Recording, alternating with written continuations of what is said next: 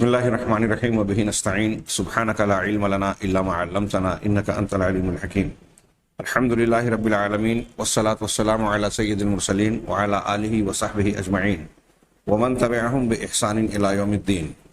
اعوذ باللہ من الشیطان الرجیم. بسم اللہ الرحمن الرحیم. قل افرأیتم ما تدعون من دون اللہ ان ارادنی اللہ بضر هل ہن کاشفات ضرہ او ارادنی برحمت هل ہن ممسکات رحمتہ قل حسبی اللہ علیہ یتوکل المتوکلون. محترم حاضرین، شرک اصغر میں شرک فی الافعال دوسری قسم کے طور پر ذکر کر رہے تھے، اور اس ضمن میں پچھلے درس میں شرکیہ چھاڑ پھونک اور دم درود کا تذکرہ کیا گیا. دوسرے نمبر پر عملی شرک کے طور پر جس چیز کو بیان کیا گیا ہے وہ ہے التمائم الشرکیہ، شرکیہ تمائم. التمائم فی اللغہ جمع تمیمہ، یہ کتاب کی عبارت ہے کہ تمائم لغت میں تمیمہ کی جمع ہے، اور یہ اصل میں وہ دھاگے ہیں جن کو بچوں کے گلے میں، گردن پہ یا جسم کے کسی حصے پر باندھا یا لٹکایا جاتا ہے، جس سے مقصد یہ ہوتا ہے کہ اس کے ذریعے سے نظر بد سے یا اس قسم کے دوسرے اثرات سے بچوں کو محفوظ رکھا جائے. گویا آگے صاحب کتاب کہہ رہے ہیں کہ عربوں کا اس نام کے ذریعے سے اس قسم کی چیزوں کو یہ نام دینا اس مقصد کے تحت تھا کہ ان کی خواہش یا ارادہ یا ان کا یہ اعتقاد تھا کہ اس کے ذریعے سے وہ دوا کو مکمل کر رہے ہیں اور شفائے مطلوب کو حاصل کر رہے ہیں. یہ تمیمہ تمہ یتیموں سے بنا ہے. تمہ یتیموں کا معنی کوئی کام پورا ہونا. تمیمہ کا مطلب یہ ایسی تعویذ دھاگے وغیرہ کی شکل میں جو گلے میں لٹکائی جائے، ہاتھ میں باندھی جائے، کمر میں باندھی جائے، کڑے چھلے وغیرہ کی شکل میں، دھاگے کی شکل میں یا کوئی اور شکل میں، جس سے یہ عقیدہ ہوتا ہے کہ آدمی ہمارا مقصد پورا ہوگا بیماری سے یا مصیبت اور تکلیف سے پناہ حاصل کرنے میں، بچاؤ میں. اس اعتبار سے اسے تمیمہ کہا گیا. اردو زبان میں ہم اسے بھی تعویذ کہتے ہیں، لیکن جیسا کہ میں نے بتایا کہ تعویذ کا لفظ عربی کے اعتبار سے جب عربی میں استعمال ہوتا ہے تو پناہ میں دینا، پناہ طلب کرنے کے معنی میں استعمال ہوتا ہے. اب یہ زبانی طور سے بھی ہو سکتا ہے، تحریری طور سے جو مختلف طریقے اختیار کرتے ہیں اسے بھی لفظ تعویذ سے تعبیر کیا جا سکتا ہے، لیکن جو باندھا لٹکایا جاتا ہے اس کو عربی زبان میں تمیمہ، جس کی جمع تمائم ہے، کہا جاتا ہے. تو تمائم بھی شرک میں شامل ہے. عملی شرک میں اصطلاح میں یہ لفظی معنی بتایا کہ اصطلاح میں، اصطلاحی طور پر جب ہم کہہ رہے ہیں تمائم یا تمیمہ تو اس کا مطلب کیا ہوتا ہے؟ یا کل ما يعلق علی المرضى او الاطفال او البہائم او غیرہا من تعاویذ لدفع البلاء او رفعہ. کہہ رہے ہیں کہ یہ ہر وہ چیز جو لٹکائی جائے مریضوں پر یا بچوں پر یا جانوروں پر یا ان کے علاوہ کسی بھی چیز پر لٹکائی جائے تعویذیں، پناہ کی دعائیں یا اس پناہ سے وابستہ چیزیں، بلا کو دفع کرنے یا اس کو رفع کرنے کے لیے، ہٹانے یا اٹھانے کے لیے، مصیبت اور تکلیف سے بچاؤ کے لیے یا مصیبت اور تکلیف آ جانے کے بعد اس کو اس کا علاج کرنے کے لیے جو چیز باندھی اور لٹکائی جائے اسے تمیمہ کہا جاتا ہے، اور اسی کی جمع تمائم ہے. آگے صاحب کتاب نے کہا کہ تمائم کی قسموں میں یہ قسمیں بھی شامل ہیں الحجب والرقا، کہ وہ فیتے پھلیتے یا ہمارے یہاں جو دھاگے وغیرہ میں، موم جامے وغیرہ میں باندھے جاتے ہیں، وہ فلیتے یا جنتر منتر، جس کو کہ بعض مشعوذین یعنی پھونک جھاڑ کرنے والے، شعبدے باز لکھتے ہیں، یا اور اس کے اندر ان فیتوں فلیتوں میں، کاغذ میں کچھ طلسماتی باتیں، کچھ تحریریں، کچھ نقوش جس کو ہم نقشہ کہتے ہیں، نقشے وغیرہ بناتے ہیں، لکھتے ہیں، جس کے معنی اور مفہوم سمجھ میں نہیں آتے. ان میں سے اکثر و بیشتر شرک ہوتے ہیں یا شیاطین سے استغاثے اور فریاد طلبی پر مشتمل ہوتے ہیں. یہ بچوں پر لٹکائے جاتے ہیں یا جانوروں اور چوپایوں کے گلے میں لٹکائے جاتے ہیں. ہم دیکھتے ہیں بہت سارے لوگ جانوروں کے گلے میں بھی اس قسم کی چیزیں باندھتے ہیں. او علی بعض سلائے یا بعض سامان پر. ابھی آج کل ہم دیکھتے ہیں کہ گاڑیوں پر وہ 4 ویلر ہو, 3 ویلر ہو, 2 ویلر ہو, 2 پہیا, 3 پہیا, 4 پہیا, مختلف گاڑیوں پر یا دوسرے سامان پر یا گھروں کے دروازوں پر لٹکائے جاتے ہیں. اور یہ لٹکانے والے یہ گمان کرتے ہیں کہ یہ نظر بد سے بچانے کا ذریعہ ہے. عجیب عجیب چیزیں ہمارے ہندوستان میں تو پائی جاتی ہیں. کوئی کالا کپڑا لٹکا دیتا ہے, کوئی الٹی کی سیدھی قسم کی یعنی بدشکل قسم کی چہرہ بنا کر اس کو تصویر کی شکل میں بنا دیتا ہے. اگر آپ پوچھیں تو کہیں گے کہ یہ چیز دیکھنے کے بعد آدمی کا ذہن و دماغ بدل جاتا ہے.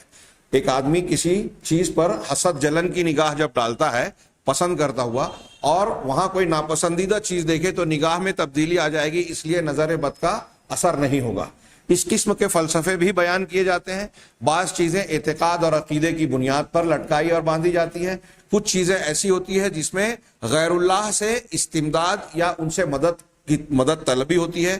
ابھی جب طاعون کا مرض ہمارے گجرات کے علاقے میں پھیلا تھا کچھ سالوں پیشتر, تو اس کے بعد سے ہم نے یہاں اپنے شہر میں بھی دیکھا کہ عربی کا ایک شعر کے لیے خمسۃ کہ میرے پاس 5 چیزیں ہیں جس کے ذریعے سے میں بلا کو ٹالتا ہوں. اس میں حسن حسین علی, حسن حسین فاطمہ, کیا ہے علی فاطمہ ان کے دونوں بیٹے, اور محمد صلی اللہ علیہ وسلم. اس طرح کے اشعار کو لکھ کر جگہ جگہ دروازوں پر یا دیواروں پر چسپاں کر دیا, لگا دیا.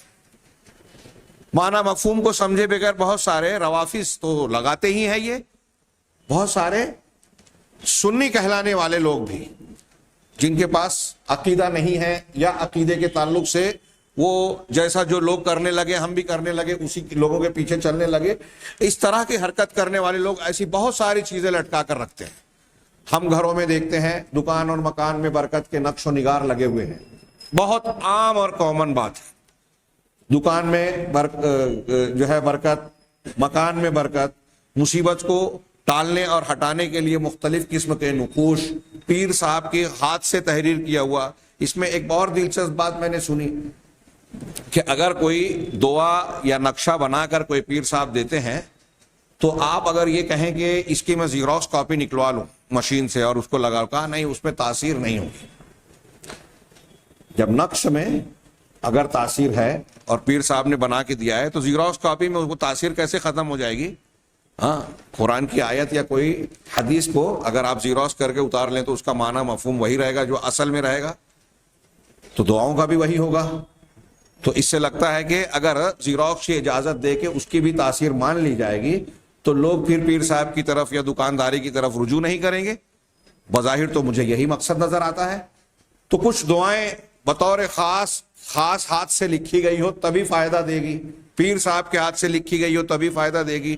اس سلسلے میں بعض چلو وہ چیزیں جو قرآنی دعائیں ہیں, نبی کریم صلی اللہ علیہ وسلم سے ثابت شدہ الفاظ یا ادعیہ اور اذکار ہیں, وہ بسا غنیمت ہے, اس پر بھی ابھی گفتگو کریں گے.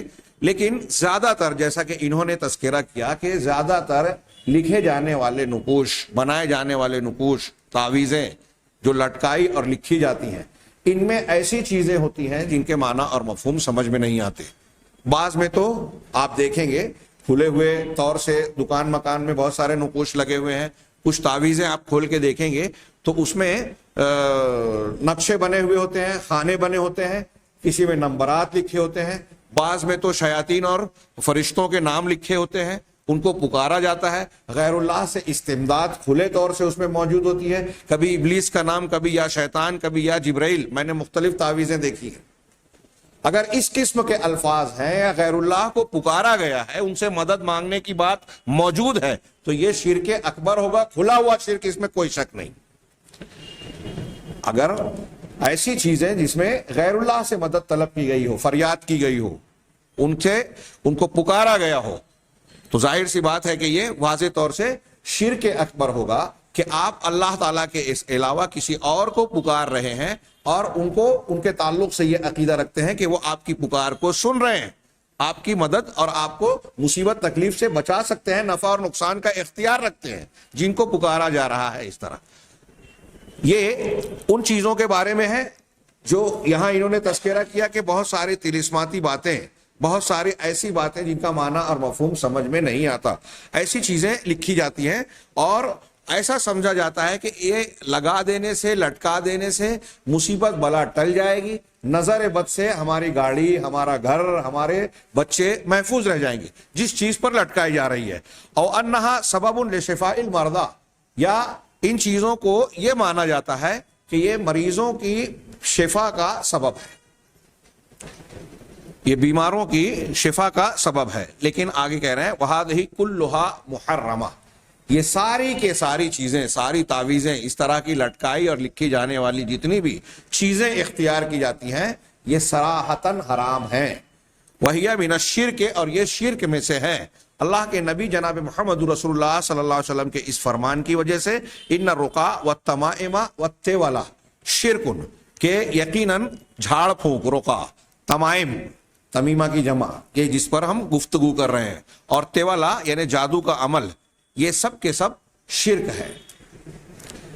رقا کے تعلق سے پچھلے درس میں گفتگو ہوئی، یہاں اس حدیث میں اسے شرک اور ممنوع قرار دیا گیا ہے، تو دوسری حدیثیں موجود ہے جس میں اس کی اجازت بھی موجود ہے، شرط کے ساتھ کہ لا بأس بالرقا ما لم تکن شرکن، کہ رقا میں کوئی حرج نہیں ہے جب تک کہ اس میں شرک نہ ہو۔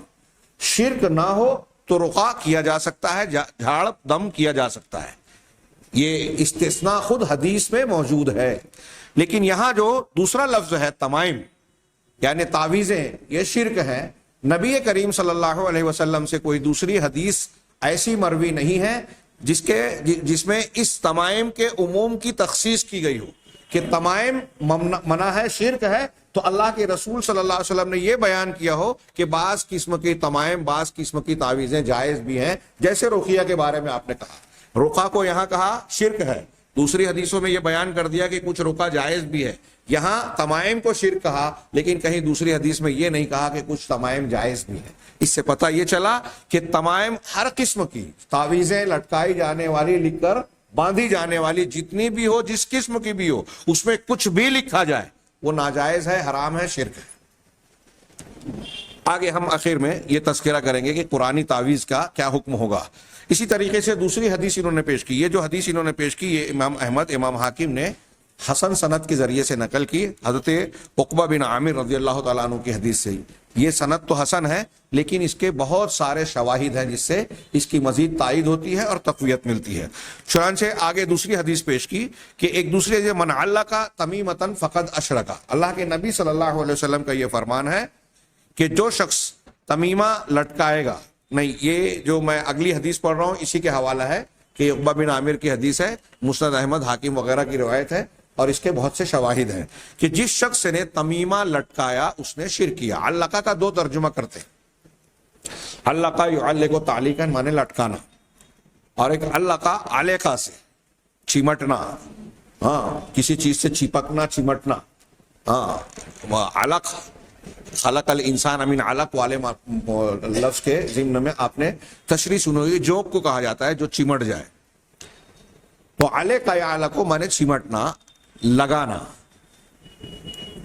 انسان اپنا دل جس چیز سے لگاتا ہے اس پر گویا اعتماد کرتا ہے۔ نفع اور نقصان کے سلسلے میں ہمارے اعتقاد اور ایمان کا تقاضا یہ ہے کہ ہمارا دل اللہ تعالیٰ سے وابستہ ہو، جڑا ہو، چمٹا ہو، کہ فائدہ دینے والی ذات اللہ کی ہے، ہم اسی سے امید رکھیں، تو یہ دل ہمارا اللہ تبارک و تعالیٰ سے جڑا اور چمٹا رہے۔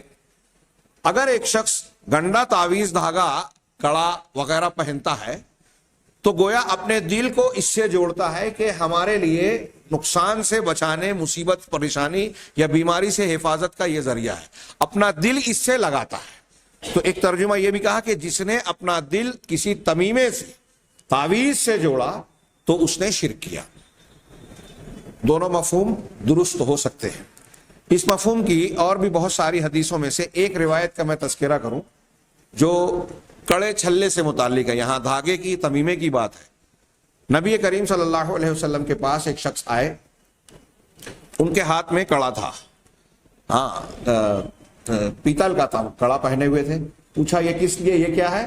کہا من الواہنہ، یہ واہنا ایک بیماری کی وجہ سے، جوڑوں کے کی ایک بیماری ہوتی ہے. بعض علماء نے کہا کہ کاندھے کے قریب، کاندھے سے لے کے ہاتھ کے حصے میں رگیں پھول جاتی ہیں، اس بیماری کو واہنا کہتے ہیں عربی زبان میں.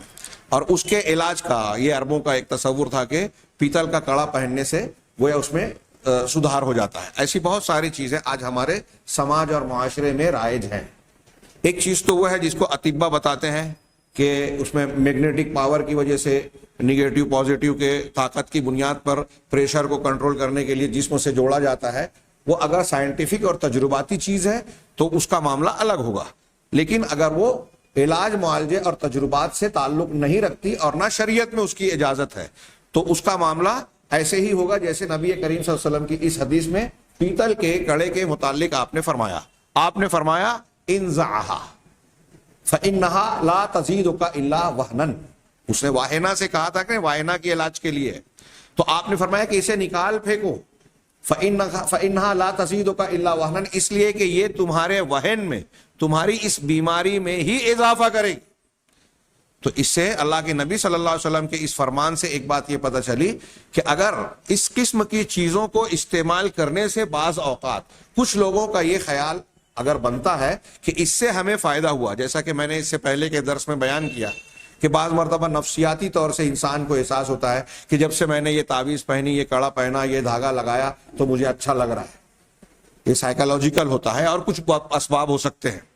شیطانی خیال اس طرح، شیطان تکلیف دے رہا ہے، غلط کام کرنے پر شیطان نے تکلیف دینا بند کر دیا، آپ کو لگا کہ اس دھاگے سے یا شرکیہ عمل سے آپ کو فائدہ ہو رہا ہے. تو پہلی بات اس حدیث سے یہ پتہ چلی کہ اس قسم کی حرکت سے حقیقت میں فائدہ ہوتا نہیں ہے، اگرچہ بعض لوگوں کو اس کا احساس ہوتا ہے کہ فائدہ ہو رہا ہے. فَإِنَّهَا لَا تَزِيدُكَ إِلَّا وَهْنًا، یہ تمہاری بیماری میں ہی اضافہ کرے گی. اور آگے اللہ کے نبی صلی اللہ علیہ وسلم نے اور خطرناک جملہ بیان فرمایا، وَإِنَّكَ لَوْ مِتَّ وَهِيَ عَلَيْكَ مَا أَفْلَحْتَ أَبَدًا. صحابی رسول سے اللہ کے رسول صلی اللہ علیہ وسلم کہہ رہے ہیں، اللہ کے رسول کے صحابی ہیں، وہ ان سے کہہ رہے ہیں کہ اگر تمہاری اسی حالت میں موت واقع ہو گئی، اللہ کے نبی صلی اللہ علیہ وسلم نے ان سے کہا کہ اگر اسی حالت میں تم مر گئے اور یہ تم پہنے رہ گئے تو کبھی فلاح نہیں پا سکو گے. ما افلحت ابدا، کبھی تم فلاح سے ہمکنار نہیں ہو پاؤ گے، کامیاب نہیں ہو پاؤ گے. کتنی بڑی بات ہے. کڑا اگر ایک صحابی رسول پہنے ہوئے ہیں اور اللہ کے رسول فرما رہے ہیں کہ اگر اسی حالت میں مر گئے تو فلاح سے محروم رہو گے. کیا یہ جائز اور درست ہو سکتا ہے؟ آج کل ہمارے یہاں ایسی کتنی چیزیں مروج ہیں، لوگوں کے بیچ رائج ہیں.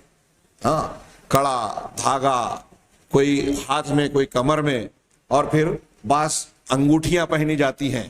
اب انگوٹھیوں کے سلسلے میں لوگوں نے کچھ خواص مقرر کیے کہ آپ کا نام اگر اس حرف سے شروع ہوتا ہے یا آپ کے نام کے حروف کے اعداد کا مجموعہ یہ ہوتا ہے تو آپ کو فلاں قسم کا پتھر پہننا چاہیے، فلاں قسم کا نگینہ استعمال کرنا چاہیے، یاقوت ہے، مرجان ہے، فلاں ہے، فلاں ہے. اگر آپ نے یہ اس رنگ کا پتھر استعمال کیا، اس رنگ کی انگوٹھی پہنی تو آپ کی قسمت اچھی ہوگی، آپ کے لیے بہتر ہوگا، اور فلاں فلاں جو ہے آپ کے لیے لکی اور خوش قسمتی کا سبب ہوگی. یہ پتھروں میں، یہ تعویذوں میں اور بہت سارے اس قسم کے لوگوں نے چیزیں ایجاد کر رکھی ہیں. کیا انسان کو اللہ تبارک و تعالیٰ نے یا رسول اللہ صلی اللہ علیہ وسلم نے یہ بتایا ہے کہ اس میں آپ کی قسمت کے بنانے یا بگاڑنے کی صلاحیت ہے، نفع اور نقصان کی طاقت ہے؟ اسباب اس سے پہلے یہ لمبی گفتگو ہو چکی کہ وہ اسباب جو شریعت نے بتائے ہیں علاج معالجے کے لیے، دم، دعا، اذکار، یہ ٹھیک ہے. دوائیں جو آپ ڈاکٹر کے ذریعے سے تجرباتی طور پر کرتے ہیں یہ بھی جائز ہے، بلکہ اللہ کے رسول صلی اللہ علیہ وسلم نے اس کو اختیار کرنے کا حکم دیا ہے. لیکن جن چیزوں کو نہ شریعت نے بتایا، نہ تجربات اور سائنسی طور پر ہمیں پتہ چلتا ہے کہ یہ کسی بیماری میں علاج کا ذریعہ اور سبب ہے، ایسی چیز کو سبب ماننا، یہ ایک میں نے بتایا تھا کہ یاد رکھیے یہ اصول، جس کو شریعت نے سبب نہیں بتایا، تجربات سے جو سبب نہیں ہے، اس کو سبب ماننا شرک ہے. اگر اس کو آپ سبب مان رہے ہیں تو شرک اصغر ہے، اور اس کے اندر نفع اور نقصان کی مستقل طاقت مان رہے ہیں تو شرک اکبر ہے. تو اللہ کے نبی صلی اللہ علیہ وسلم کا یہ فرمان ذہن نشین ہونا چاہیے. آج گھر گھر بتانے کی ضرورت ہے. ہمارے یہاں شاید کوئی گلی محلہ ایسا نہیں ہوگا جہاں کسی کے گلے میں، کسی کے ہاتھ میں، کسی کے گھر میں، کسی کے دروازے پر، کسی کی دیوار پر، کسی کے جانور پر، ہاں دکان مکان میں مختلف قسم کے نقوش، گنڈے تعویذ اور ایسی بہت ساری چیزیں موجود نہیں ہیں، نہ ہو، بہت عام اور کامن ہے. اور جب ہم اسے بیان کرتے ہیں، آپ اور ہم لوگوں کو بیان کریں، تو پہلا سوال ایک عام آدمی کے ذہن و دماغ میں یہ آتا ہے کہ یہ مولوی صاحب غلط کہہ رہے ہیں اسے، تو جس نے مجھے بنا کے دیا وہ بھی تو لمبی داڑھی لمبے کرتے والے ہیں، وہ بھی تو عالم نظر آتے ہیں، یا عالم ہے یا نہیں ہے یہ دوسری بات ہے. تو ان کے ذہن میں یہ شکوک و شبہات ہوتے ہیں. اور باطل پرستی کا معاملہ ایسا ہے کہ چونکہ شیطان اس کی تزئین اور خوشنما بنا کر دکھانے کی کوشش کرتا ہے، نفس انسان کا برائی اور آسانی کی طرف راغب ہوتا ہے، اس لیے آپ دیکھیں گے کہ عوام باطل چیزوں کو، غلط باتوں کو، غلط عقیدوں کو آسانی سے قبول کرتے ہیں. گناہ، اہل علم نے یہ بات مختلف انداز میں لکھی ہے. شیخ محمد بن عبد الوہاب نے اس حدیث کے تناظر میں اس مسئلے کو نکالا جس میں ہے کہ شیطان آسمان سے خبر سن کے چوری کر کے لاتا ہے، اپنے چیلے چاپڑوں کو کاہنوں نجومیوں کے دماغ میں القاء کرتا ہے، وہ آسمان سے لائے ہوئی اس ایک سچی خبر کے ساتھ 99 جھوٹ ملا کر بولتے ہیں. لوگ اس ایک سچ کی وجہ سے اس کے 99 جھوٹ مانتے ہیں. تو شیخ نے مسئلہ مستنبط کیا اس سے کہ اس حدیث سے یہ پتہ چلتا ہے کہ ایک سچ کو لوگ معیار بنا لیتے ہیں، 99 جھوٹ کو معیار نہیں بناتے کہ یہ جھوٹا ہے، ایک سچ کی وجہ سے اس پر بھروسہ کرتے ہیں. یہ باطل کا مزاج ہے. غلط اور باطل باتوں کے سلسلے میں عام لوگوں کا یہی مزاج ہوتا ہے، اور اس کی وجہ یہ ہوتی ہے کیوں باطل جلدی فروغ پاتا ہے کہ اس میں شیطان کا عمل دخل، دجل فریب شامل ہوتا ہے، ترغیب شامل ہوتی ہے، اور انسان کے نفس کی خواہشات بھی شامل ہوتی ہے. اور آپ دیکھیں کہ جو لوگ گنڈا تعویذ یا اس قسم کے عمل کرنے کے عادی ہوتے ہیں، یہ انہیں سہولت نظر آتی ہے.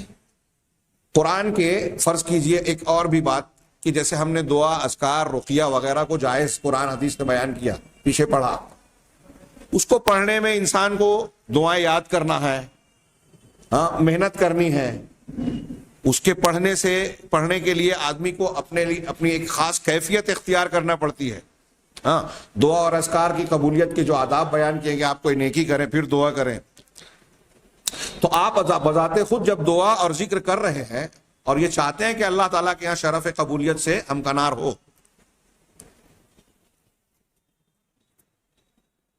تو ایسی صورت میں محنت پڑتی ہے.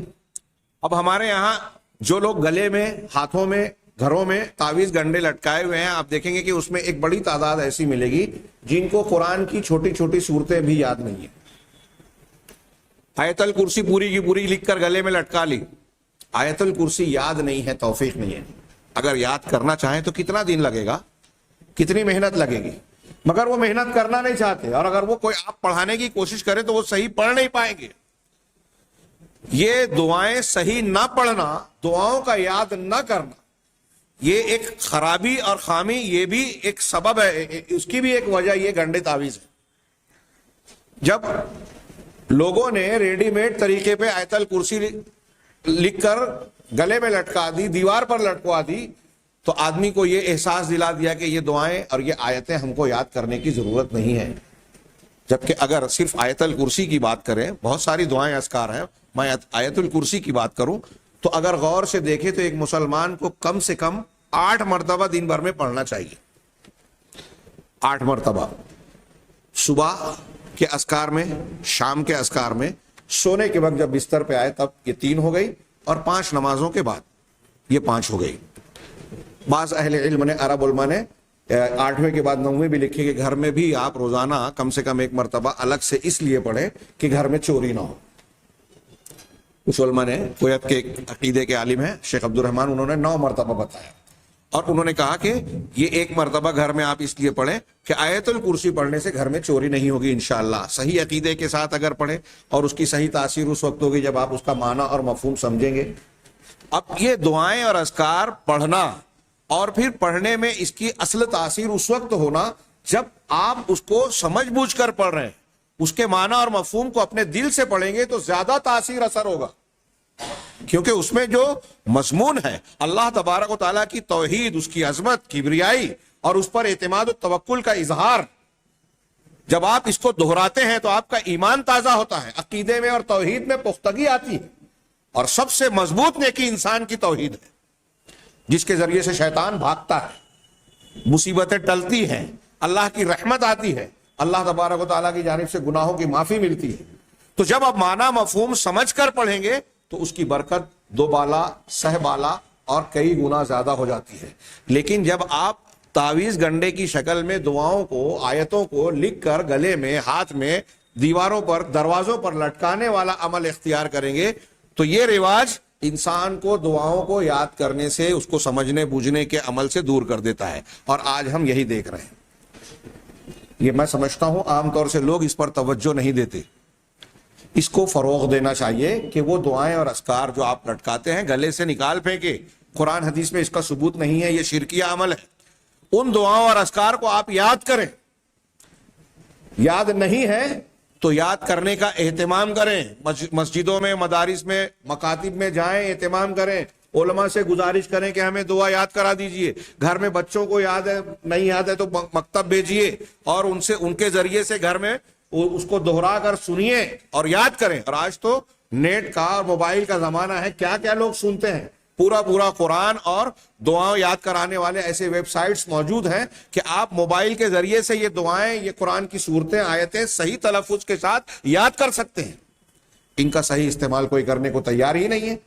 خیر، بات تھوڑی سی پھیل گئی لیکن میں سمجھتا ہوں غیر اہم نہیں ہے، موضوع سے متعلق ہے اور یہ انتہائی اہمیت اور توجہ کی بات ہے. ہمارے ہاں اس سلسلے میں بہت زیادہ بے حسی، غفلت اور لاپرواہی پائی جاتی ہے.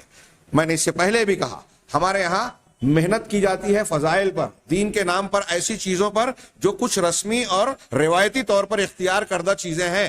عقیدے پر، ایمان پر جو انبیاء کرام کا طریقہ تھا کہ اس پر زیادہ محنت کی جائے، لوگ محنت نہیں کرتے. اور اس محنت نہ کرنے کی وجہ سے ابھی میں نے ایک جگہ درس میں کہا کہ نتائج وہ برآمد نہیں ہوتے. ابھی تھوڑا سا آپ کو لگے گا موضوع سے ہٹ کر ہے لیکن جڑا ہوا ہے. ابھی واقعہ ہوا عائشہ کی ایک بچی کی خودکشی کا، وائرل ہوئی اس کی ویڈیو، اور پھر کچھ بچیوں کی خودکشی کے. تو ہمارے ہاں شور ہنگامہ، مضامین بھر گئے، تقریر، خطبے ہونے لگے، خودکشی جو ہے حرام ہے اور اصلاح معاشرہ کا پروگرام ہونا چاہیے. مسلم پرسنل لا بورڈ جو ہے وہ لوگوں میں بیداری پیدا کرے گا اور جہیز وغیرہ کی روک تھام کی کوشش کی جائے. جہیز شریعت میں اس کی گنجائش نہیں ہے، یہ لوگوں میں بیداری پیدا کی جائے، معلومات دی جائے. یہ خساست والی بات ہے، بالکل صحیح بات ہے. میرا ایک سوال ہے کہ یہ جہیز بری بات ہے، نہیں مانگنا چاہیے، یہ تو ہندوستانی قانون سے بھی ہم ممنوع ہے. جہیز بری بات ہے، شرعاً اس کی کوئی گنجائش نہیں ہے. وہ حضرت فاطمہ کا واقعہ جو ہے اس کی اپنی تفصیل ہے، میں فی الحال اس میں نہیں جاتا. خودکشی حرام ہے، کیا مسلمان نہیں جانتے یہ بات؟ یا میرا سوال یہ ہے کہ تقریریں کر دینے سے، ابھی جو آپ کہہ رہے ہیں کہ تقریر کی جائے، لوگوں کو بیان کیا جائے، یہ سلسلہ تھم جائے گا، رک جائے گا؟ وہ نتائج، اثرات جو مطلوب ہیں وہ حاصل ہو جائیں گے؟ مجھے ایسا نہیں لگتا.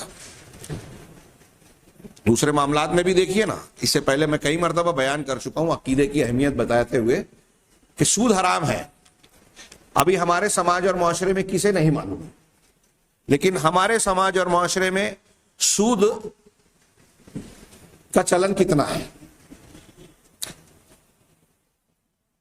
دوسرے دین سے دور اور جاہل لوگوں کو باقی بات چھوڑیے، وہ لوگ جو دیندار طبقات کہلاتے ہیں، دین سے جڑے ہوئے کہلاتے ہیں، دین کا کام کرتے ہیں، آپ ان کو دیکھیں گے کہ سودی لین دین کر رہے ہیں، دھوم سے حصے بکرے میں بے ایمانی کر رہے ہیں. بلکہ مجھے تو ایسا لگتا ہے، میں نے اس سے پہلے کہا تھا، کچھ لوگوں کو برا لگا ہوگا، کہ غلط دین بھی اس کی وجہ ہے کہ آپ حق حقوق مار رہے ہیں، کہ ہم بہنوں کا، بھائیوں کا، فلانے کا حق مار لے میں، لین دین میں بے ایمانی کر لے میں، اور اس کے بعد کچھ فضائل پہ عمل کر لیں گے، کچھ اذکار کر لیں گے، اور پھر ہم کو تو اتنی فضیلت کی ملی ہے کہ سارے گناہ اللہ معاف کر دے گا، یہ بھی معاف ہو جائے گا. غلط دین بتایا گیا ہے.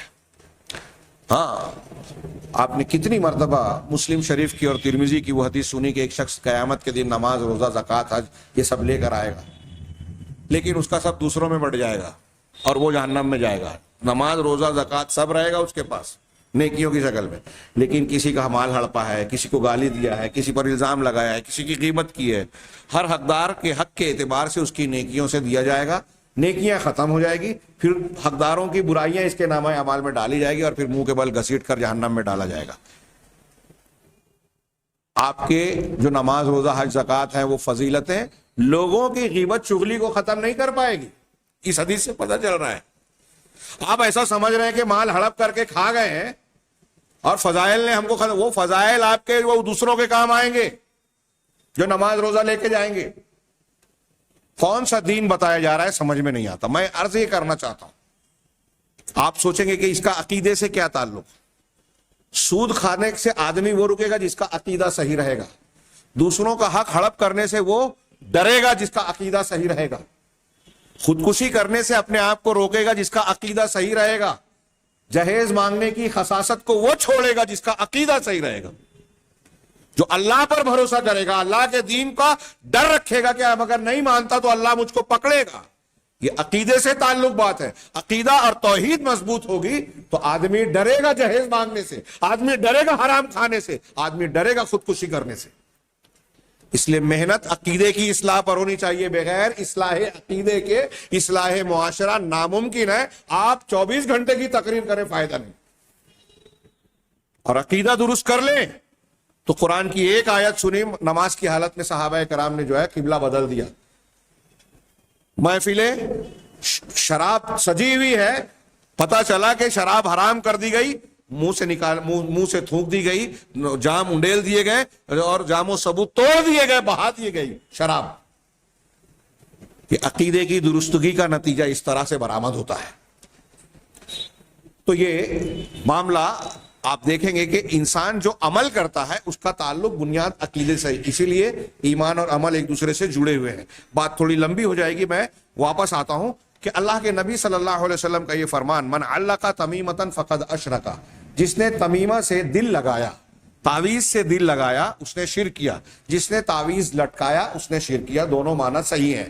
ہاں, فہی من الشرک. چنانچہ اللہ کے نبی صلی اللہ علیہ وسلم کے یہ 2 فرمان اور 2 حدیثیں ہیں جس کی بنیاد پر یہ ثابت ہوتا کہ تمائم یعنی تعویذ لٹکانا یہ شرک ہے. اس لیے کہ ان کا جو لوگ ایسا کرتے ہیں ان کا یہ گمان ہوتا ہے, خیال ہوتا ہے کہ اللہ تبارک و تعالیٰ کے علاوہ یہ چیز بھی شفا کے سلسلے میں تاثیر رکھتے ہیں. ہاں, اس کو رد کرنے کے لیے شیخ محمد بن عبد الوہاب اور دوسرے علماء نے قرآن کی بعض آیتوں سے استدلال کیا. ان میں سے ایک آیت یہ ہے جو سورہ زمر کی میں نے پڑھی, قل افرأیتم ما تدعون من دون اللہ, آپ ان سے کہیے کہ تمہارا کیا خیال ہے کہ اللہ کے سوا جن کو تم پکارتے ہو, ہاں, ان ارادنی اللہ بضر, اگر اللہ میرے ساتھ کسی نقصان, تکلیف, مصیبت, پریشانی, بیماری, ضر کا جو بھی ترجمہ کرے, کسی بھی مصیبت کا ارادہ فرمائے اللہ تعالیٰ, حل ہن کاشفات الضر, تو کیا اللہ کی دی ہوئی تکلیف کو یہ جن کو تم پکار رہے ہو یہ ہٹانے والے ہو سکتے ہیں, یہ ہٹا سکتے ہیں, دور کر سکتے ہیں. او ارادنی برحمت, یا اللہ تعالیٰ میرے ساتھ کسی رحمت مہربانی کا ارادہ کرے, حل ہن ممسکات رحمتی, تو کیا یہ ساری قوتیں طاقتیں مل کر جن کو تم اللہ کے سوا پوچھتے پکارتے ہو, کیا یہ اللہ کی رحمت کو روک سکتے ہیں, روکنے والے ہو سکتے ہیں؟ قل حسبی اللہ. ظاہر سی بات ہے نہیں. ہر نماز کے بعد ہم پڑھتے ہیں اللہم لا مانع لما اعطیت ولا معطی لما منعت, اے اللہ جو تو دے دے اسے کوئی روکنے والا نہیں, اور جو منع کر دے, روک دے اسے کوئی دینے والا نہیں. ہاں, اور تیرے سامنے کسی حیثیت والے کی کوئی حیثیت کام نہیں آ سکتی. وہی قرآن کی اس آیت میں کہا گیا, آپ ان سے پوچھئے, یہ استفہام ہے, سوال ہے, لیکن جواب واضح ہے کہ اگر اللہ کوئی مصیبت دے تو دنیا کی کوئی طاقت بچا نہیں سکتی, اور اللہ کوئی رحمت دینا چاہے, فائدہ دینا چاہے, بھلا کرنا چاہے تو دنیا کی کوئی طاقت اس سے روک نہیں سکتی. لہٰذا آگے آپ یہ کہیں جب اللہ ہی کے ہاتھ میں سب کچھ ہے تو قل حسبی اللہ, آپ یہ کہہ دیں کہ میرے لیے اللہ کافی ہے. علیہ یتوکل المتوکلون, لہذا توکل کرنے والوں کو اسی پر بھروسہ کرنا چاہیے, کسی اور پر نہیں. اسی طرح سورہ یونس کی یہ آیت بڑی مشہور ہے. اللہ کا ارشاد ہے, اللہ کے نبی صلی اللہ علیہ وسلم جناب محمد رسول اللہ صلی اللہ علیہ وسلم سے خطاب کر کے کہا جا رہا ہے, وَلَا تَدْعُوا مِن دُونِ اللَّهِ مَا لَا يَنفَعُكَ وَلَا يَضُرُّكَ, آپ اللہ کے علاوہ ان کو نہ پکاریں جو نہ آپ کو نفع پہنچا سکتا ہے نہ نقصان. بڑی پیاری اور زبردست دلیل ہے شرک کا رد کرنے کی. نبی سے کہا جا رہا ہے کہ آپ نہ پکاریں، اس کا مطلب نبی کو پکارنے کی ضرورت ہے.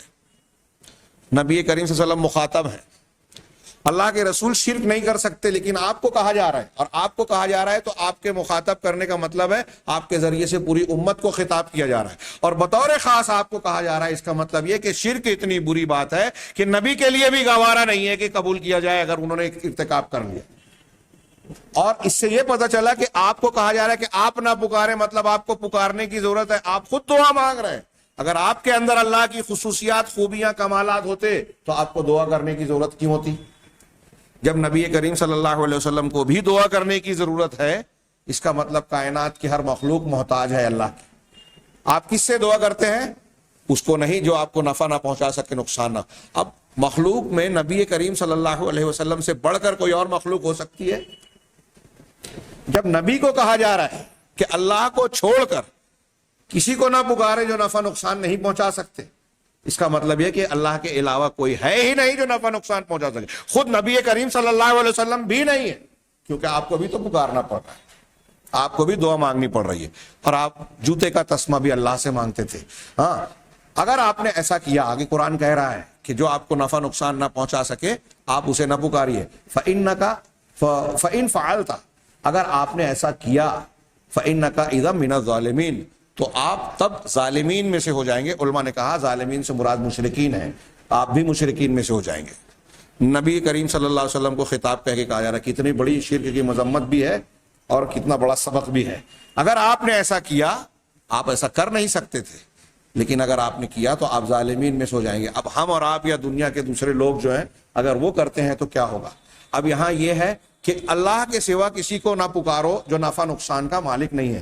اس میں فرشتے آ گئے، جن آ گئے، انبیاء آ گئے، صلحاء اور بزرگان دین، اولیاء و صالحین سب آ گئے. جب ان کو نہیں پکارا جا سکتا کہ وہ نفع اور نقصان کے مالک نہیں ہے، تو دھاگا، کڑا، کوئی ایسی چیز جو گلے میں، دیوار پہ، دروازوں پہ لٹکائی جاتی ہیں، کیا وہ نفع اور نقصان پہنچانے میں یا بچانے میں مددگار ہو سکتی ہے؟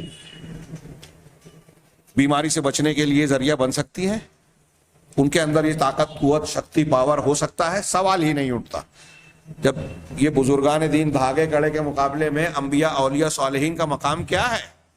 وہ جب طاقت نہیں رکھتے تو ان کی کیا حیثیت ہے؟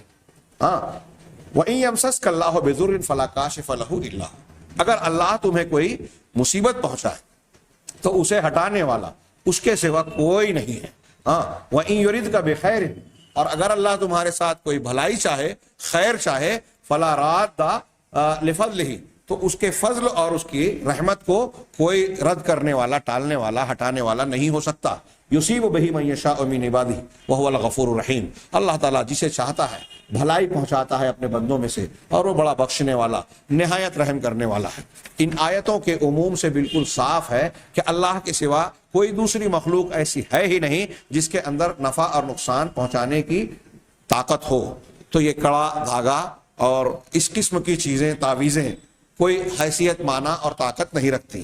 آخری پیراگراف جو ہے انہوں نے کہا لیکن ان اعتقدا، اگر کوئی شخص یہ عقیدہ رکھے کہ تعویذ کو اختیار کرنے والا، تعویذ کو پہننے والا کوئی ایسا عقیدہ رکھتا ہو کہ انہا تنفع بذاتها من دون اللہ تعالی، کہ یہ تعویذیں، دھاگے، کڑے اللہ کے سوا بذات خود یہ اپنے اندر طاقت رکھتے ہیں کہ فائدہ پہنچائیں، فہو شرک اکبر، تو یہ شرک اکبر ہو جائے گا. شرک اکبر کا مطلب آدمی اسلام سے خارج ہو گیا، لا الہ الا اللہ ٹوٹ گیا، اور اس کا کوئی عمل قابل قبول نہیں ہوگا. اس حالت میں مر گیا تو کبھی بھی جہنم سے باہر نہیں آئے گا. ان اللہ لا یغفر ان یشرک بہ ویغفر ما دون ذلک لمن یشاء وان اعتقد ان اللہ تعالی هو النافع وحدہ، اور اگر یہ عقیدہ رکھے کہ اللہ تبارک و تعالی اکیلا ہے، تنہا اس کی ذات ہے جو نفع پہنچانے والی ہے، لیکن اس کا دل اس تعویذ سے جڑا ہوا ہو نقصان سے ہٹانے کے سلسلے میں، اللہ پر عقیدہ رکھتے ہوئے اپنا دل تعویذ گنڈے سے جوڑتا ہے، ایسی چیز سے جو سبب نہیں ہے، شریعت نے جس کی اجازت نہیں دی ہے، اس سے جوڑ رہا ہے، فہو شرک اصغر، تو یہ شرک اصغر ہوگا. کیوں؟ لاعتمادہ علی الاسباب، اس لیے کہ اسباب پر اعتماد کرنے کی وجہ سے، جس کو شریعت نے یا تجربات نے سبب نہیں قرار دیا. اتنے پر یہاں صاحب کتاب نے بحث ختم کر دی ہے، لیکن میں ضمناً یہاں ایک اہم گفتگو کا تھوڑا سا اختصار کے ساتھ تذکرہ کرنا چاہتا ہوں. وہ یہ کہ عام طور سے لوگ یہ گفتگو کرتے ہیں کہ تعویذیں تو ناجائز ہے، لیکن اگر قرآنی تعویذ اختیار کی جائے، قرآنی تعویذ اختیار کی جائے تو یہ جائز ہے. بعض سلف سے یہ ثابت ہے، ایسا دعویٰ کیا جاتا ہے. کتاب التوحید میں شیخ محمد بن عبد الوہاب رحمہ اللہ نے بھی قرآنی تعویذ سے متعلق یہ تذکرہ کیا کہ سلف کا اس میں اختلاف ہے، اور یہ بیان کیا کہ حضرت عبداللہ ابن مسعود رضی اللہ تعالیٰ عنہ اور ان کے اصحاب، یعنی ان کے جتنے شاگردان ہیں، تابعین، تبع تابعین، حضرت عبداللہ ابن مسعود کے شاگردان، وہ سب اسے مکروہ، یعنی مکروہ تحریمی، یعنی حرام قرار دیتے ہیں. اور کون لوگ قائل ہیں؟ بعض لوگ اس قسم کی کچھ دلیلیں کھینچ تان کے دینے کی کوشش کرتے ہیں. میں ایک دو کی طرف صرف اشارہ کروں. عبداللہ بن عمرو بن عاص رضی اللہ تعالیٰ عنہ، ان کے بیٹے کا ایک عمل ہے کہ اعوذ بحمزات الشیاطین واعوذ بربی ان یحضرون والی جو دعا تھی، وہ اپنے بچوں کو، چھوٹے بچوں کے گلے میں تختی میں لکھ کر لٹکاتے تھے، جب وہ یاد ہو جاتی تو نکال لیتے تھے. بعض روایتوں میں یہ ہے. تو کچھ لوگ کہتے ہیں کہ دیکھیے اس سے لکھ کر لٹکانے کا ثبوت ملتا ہے. تو پہلی بات تو یہ کہ یہ تختی میں لٹکایا گیا. اس سے بھی پہلی بات یہ کہ یہ تابعی کا یا صحابی کا عمل ہے، جو حدیث کے مقابلے میں دلیل نہیں بنتی. دوسری بات یہ کہ یہ بچے کے گلے میں لٹکایا جا رہا ہے جسے یاد نہیں ہے، اور مقصد یاد کرانا ہے، اور تختی میں لکھ کے لٹکایا جا رہا ہے، موم جامے میں لپیٹ کرنے جو پڑھنے میں نہ آئے. ہاں، ہمارے یہاں جو لٹکایا جاتا ہے وہ لوگ پڑھنا جانتے ہی نہیں ہے، پڑھتے بھی نہیں ہے، اس کا مقصد یہ ہوتا بھی نہیں ہے. ہاں. تیسری بات یہ کہ صحیح حدیث اور وہ مدلل طریقے پہ جو ثبوت موجود ہیں وہ اس کے خلاف ہیں، اور یہ یاد کرانے کے لیے ہر وقت وہ گلے میں لٹکا کر نہیں رکھتے تھے. ہاں، اور بھی کئی پہلو ہیں جس کی بنیاد پر یہ دلیل اس لائق نہیں ہے کہ اس کی بنیاد پر ہم یہ کہہ سکیں کہ تعویذ کا لٹکانا جائز ہے، خاص طور سے ایسی صورت میں جبکہ نبی کریم صلی اللہ علیہ وسلم سے اس کی ممانعت ثابت شدہ ہے. اگر اس کا جواز ہوتا تو نبی کریم صلی اللہ علیہ وسلم سے کم ایک دلیل وارد ہوتی. اہل علم نے، محققین نے بیان کیا کہ صحابہ کرام یا تابعین کی طرف گنڈے تعویذ کے لٹکانے کے سلسلے میں جو بھی روایتیں بیان کی جاتی ہیں، بعض روایتیں ہیں ضرور، لیکن ثابت ایک بھی نہیں ہے. اس سلسلے میں میں عرض کروں کہ بعض علماء اہل حدیث کی پرانی کتابوں میں بھی ایسی بعض باتیں درج ہیں تعویذ لٹکانے والی. جیسے کچھ لوگ نقل کرتے ہیں نواب صدیق حسن خان صاحب سے اور بعض دوسرے علماء کرام سے. ہاں، یہ بعض پرانے اہل حدیث علماء کی کتابوں میں کچھ ضعیف روایتیں یا اس قسم کی چیزیں آنے پر بعض لوگ جو ہے حیرت کرتے ہیں اور اعتراض کرتے ہیں یا ان کی شخصیت پر سوال اٹھاتے ہیں. تو اس کی ایک بات اچھی طرح ذہن نشین رہنا چاہیے کہ بعض مرتبہ ان کے زمانے میں تحقیق کرنے والی کتابیں، حدیثوں کے ضعف اور صحیح کا فیصلہ کرنے کے لیے جو ضروری مراجع اور کتابیں تھیں وہ ان کے زمانے میں دستیاب نہیں تھی. اس لیے بعض حدیث کے سلسلے میں ان کی تحقیق مکمل درجے تک نہیں پہنچ سکی، اور اس بنیاد پر ان سے خطا ہو گئی. منہج ان کا وہی تھا جو بات کے یا دوسرے اہل الحدیث کا ہے، لیکن تحقیقی مواد کے حسب ضرورت فراہم نہ ہونے کی وجہ سے بعض مرتبہ اس قسم کی روایتیں کچھ علماء اہل حدیث جو سابقین ہیں ان کی کتابوں میں درج ہو گئی ہیں. ہاں، اگرچہ اگر ان کے پاس ہمارا یقین ہے کہ یہ تحقیقی مصادر جو آج عمومی طور سے فراہم ہو چکے ہیں ان کو ملتے تو وہ بھی اسے قبول کر لیتے. بہرحال تحقیقی بات یہ ہے کہ صحابہ اور تابعین سے، صحابہ کرام سے تعویذ گنڈا لٹکانے کے سلسلے میں کوئی بھی صحیح روایت موجود نہیں ہے. عرب علماء نے قرآن کی تعویذ اور غیر قرآن کی تعویذ دونوں کے سلسلے میں جدید محقق اور عرب علماء نے کہا ہے کہ دونوں حرام ہونے میں یکساں ہیں. اس کے 4 نکات بیان کیے، یعنی لمبی چوڑی گفتگو کو 4 نکات میں بیان کیا کہ 4 بنیادوں پر یہ کہا جا سکتا ہے کہ جس طریقے سے دوسری تعویذیں ناجائز ہیں، ایسے ہی قرآن لکھی ہوئی تعویذیں بھی ناجائز اور حرام ہیں۔ یہاں ایک بات اور بھی میں ضمناً اشارہ کر دوں کہ ایک طرف جب قرآن کی تعویذ کا دعویٰ کیا جاتا ہے تو اب اس میں قرآن کا بھی کے ساتھ بھی کھلواڑ کیا جاتا ہے۔ قرآن کی بعض آیتوں اور سورتوں کے نقوش اور نمبرات لوگوں نے نکال لیے جو کہیں قرآن حدیث سے ثابت نہیں ہے۔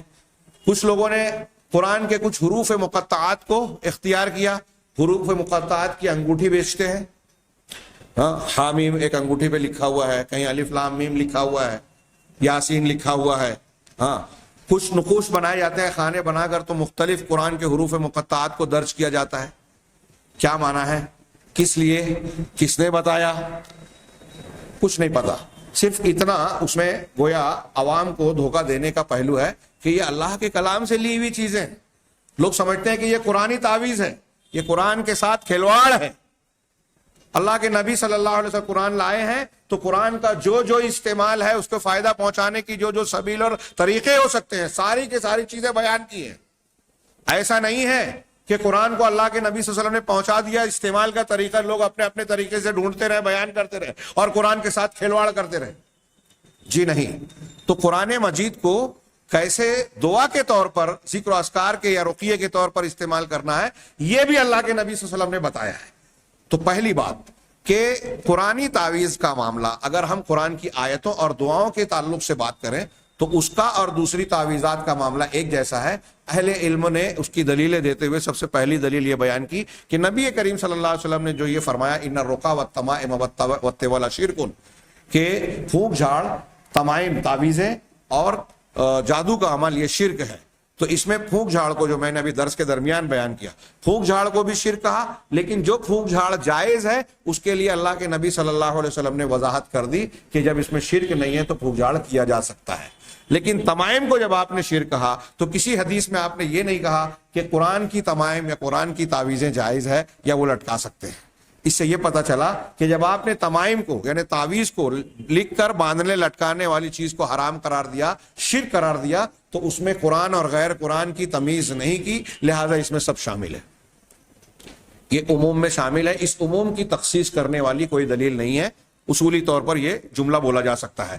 دوسری بات کہ اگر قرآنی تعویذ کو لٹکانا جائز ہوتا تو نبی کریم صلی اللہ علیہ وسلم سے ایک روایت اجازت کی وارد ہوتی، یا کم سے کم صحابہ کرام کا عمل ثابت ہوتا۔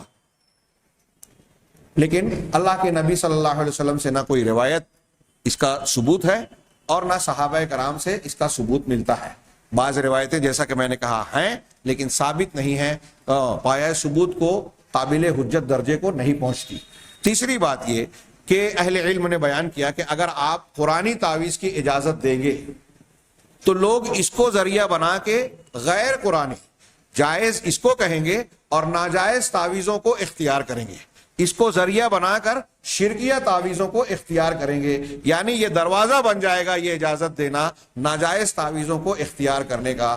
اور شریعت میں ایک اصول ہے کہ سد ذرائع، وہ چیزیں جو حرام کے تک پہنچاتی ہیں، شرک اور کفر تک پہنچاتی ہے، قرآن و حدیث نے ان ذریعوں اور راستوں کو بھی بند کر دیا ہے۔ ایسی بہت ساری دلیلیں ہیں۔ لہذا قرآنی تعویذ کی اجازت اس لیے بھی دینا صحیح نہیں ہے کہ اس کی اجازت دی جائے تو پھر جاہل آدمی، آپ اگر قرآنی تعویذ کسی کو پہنائے ہیں تو جاہل آدمی اس میں فرق نہیں کر پائے گا کہ یہ جائز والی ہے کہ ناجائز والی ہے، وہ سب کو ایک ہی طریقے سے اختیار کریں گے اور جائز ناجائز میں کوئی تمیز نہیں کریں گے۔ تو ایک وجہ، ایک شکل یہ بیان کی۔ چوتھی شکل یہ کہ جو قرآن کو لٹکانے والی یا اللہ کے نبی صلی اللہ علیہ وسلم سے ثابت شدہ اذکار وغیرہ کی تعویذ بنا کر پہننے کی بات ہے، تو عموماً یہ دیکھنے میں آتا ہے کہ 90% بلکہ اس سے بھی زیادہ عام طور سے جو لوگ اس قسم کی تعویذیں پہنتے ہیں وہ کسی بھی حالت میں اپنے گلے سے یا جہاں باندھے ہوتے ہیں الگ نہیں کرتے، شاذ و نادر نکالتے۔ بعض لوگ تو میں نے سنا ہے کہ غسل کرنے کے لیے بھی گلے کی تعویذ کو نکالتے نہیں۔ میں نے خود بعض لوگوں سے پوچھا، ایک بچے کے گلے میں میں نے دیکھا میٹل پہ پوری آیت الکرسی لکھی ہوئی، میٹل تھا اس کے اوپر باریک پوری آیت الکرسی۔ میں نے اس سے پوچھا کہ پیشاب پاخانے کے وقت جب آپ جاتے ہیں تو یہ نکالتے؟ کہا نہیں، پہنا رہتا ہوں، یہ نکلتی نہیں ہے۔ اللہ کے نبی جناب محمد رسول اللہ صلی اللہ علیہ وسلم نے مہر لگانے کے لیے انگوٹھی بنائی تھی، اس پر صرف لکھا ہوا تھا محمد رسول اللہ، محمد الرسول اللہ۔ یہ مہر لگانے کے لیے آپ نے اس انگوٹھی پر یہ کندہ کروایا تھا، درج کروایا تھا۔ کوئی خط بھیجنا ہوتا تو اسی کا آپ ٹھپا لگاتے تھے، مہر لگاتے تھے۔ لیکن آپ اس انگوٹھی کو جو پہنتے تھے تو قضائے حاجت کے لیے، استنجا یا قضائے حاجت کے لیے جب تشریف لے جاتے تو آپ اس انگوٹھی کو نکال دیا کرتے تھے۔ بالکل واضح روایت ہے، یعنی پیشاب پاخانے کی اس گندگی کی حالت میں محمد رسول اللہ لکھی ہوئی تحریر بھی آپ اپنے بدن کے ساتھ نہیں رکھتے تھے۔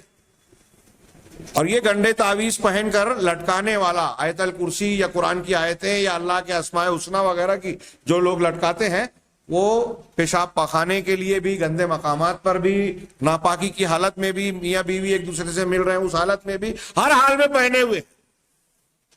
یہ قرآن کے ساتھ کھلواڑ ہے، اس کی بے عزتی اور اہانت ہے، گستاخی ہے۔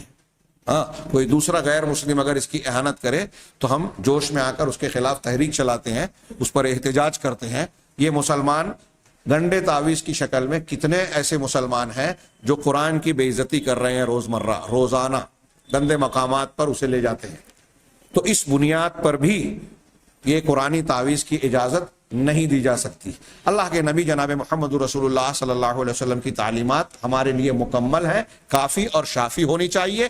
آپ نے جو دعائیں اور اذکار بتائے ہیں اسے یاد کیجئے، اس کی برکت اسی طریقے سے حاصل کیجئے جس طرح جناب محمد رسول اللہ صلی اللہ علیہ وسلم نے بتائے ہیں۔ صبح اور شام کے اذکار، سونے کے وقت کی دعائیں، اور مختلف خاص باتوں کی جو دعائیں اور اذکار بتائی گئی ہیں اسے یاد کیا جائے، پڑھا جائے، اور اس طریقے اور آداب کے ساتھ پڑھا جائے جو شریعت نے بتائے ہیں، تو پھر اس کی برکت اور اس کا صحیح فیض ہمیں حاصل ہوگا۔ اس کے برخلاف ہم انہی صحیح چیزوں کو غلط طریقے سے اگر استعمال کرتے ہیں تو یہ قرآن کے ساتھ بھی کھلواڑ ہوگا اور اللہ کے نبی صلی اللہ علیہ وسلم کی حکم کی مخالفت بھی ہوگی۔ اگر ایک آدمی قرآنی تعویذ بھی پہن رہا ہے تو وہ حرام کام کا ارتکاب کر رہا ہے۔ اللہ تعالیٰ سے دعا ہے کہ وہ ہمیں صحیح دین کو سمجھنے اور اس پر عمل کرنے کی توفیق عطا فرمائے، ہر قسم کے شرک اور کفر سے ہمیں محفوظ رکھے اور اس کی برکت سے دنیا اور آخرت میں سرخرو فرمائے۔ وآخر دعوانا ان الحمد للہ رب العالمین۔